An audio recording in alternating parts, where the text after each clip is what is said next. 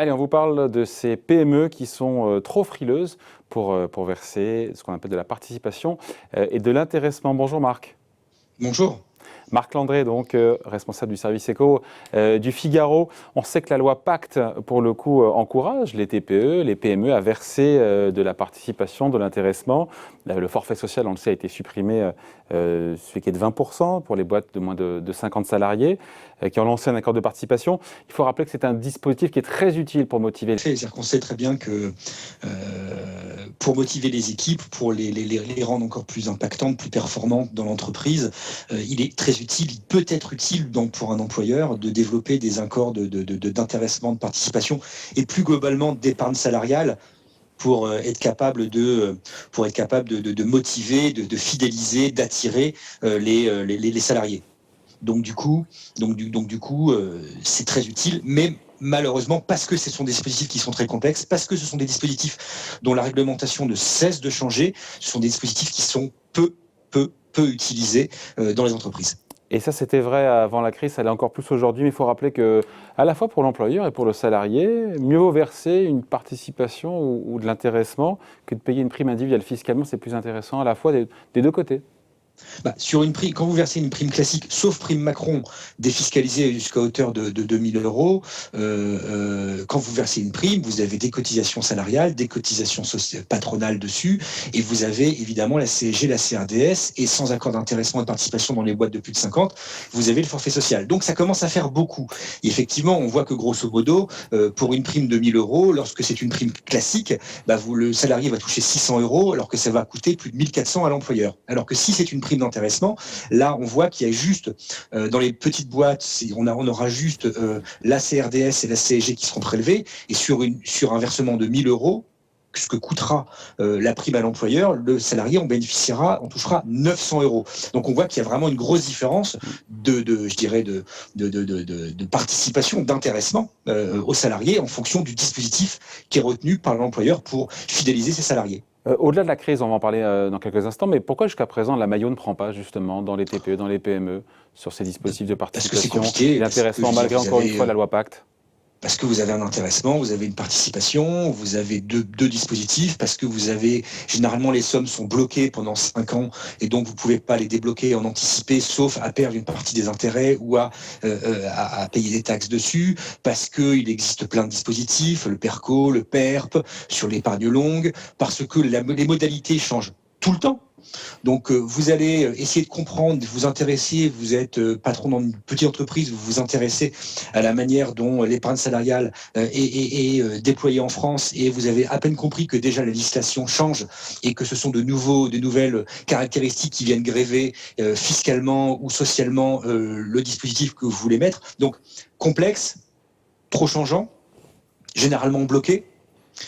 Donc ce qui fait que c'est peu incitatif au final pour un petit patron d'y recourir. Je ne parle pas des grosses boîtes, je ne parle pas des boîtes du CAC 40 qui elles ont toutes des dispositifs parce que ça leur permet de défiscaliser grandement. Ils ont tous des dispositifs très intéressants et qui sont très porteurs. On voit que dans les grandes entreprises, par exemple, on sait que les accords d'intéressement, participation et plus globalement d'épargne salariale peuvent représenter jusqu'à 2 à 4 mois de salaire en plus par an pour un salarié. Et c'est un vrai facteur d'attractivité entre des grosses boîtes et des PME qui, elles, n'ont pas ni les reins ni des dispositifs pour pouvoir fournir ce type de dispositif, ce type de prestations à leurs salariés. Ouais. D'autant que l'on se dit que le manque de visibilité sur la sortie de crise, ça ne pousse pas évidemment les PME à s'engager dans ce type de dispositif pour toutes les raisons que vous venez de dire et de faire ce geste, d'autant que les résultats, on imagine, économiques, financiers, ne sont pas fameux pour beaucoup de PME. Alors exactement, sauf que après, vous pouvez dissocier, on peut toujours être intelligent, c'est-à-dire qu'entre l'intéressement et la participation, c'est une part des dividendes, enfin des résultats de l'entreprise, donc des résultats financiers. C'est obligatoire dans les plus de 50, donc là, vous faites des bénéfices, vous devez verser de la participation. Après, c'est un exercice comptable. L'intéressement, c'est pas pareil, c'est qu'on intéresse le salarié à un certain nombre de critères qui sont définis dans le cadre d'un accord, qui peuvent être des critères financiers, mais qui peuvent être des critères extra-financiers.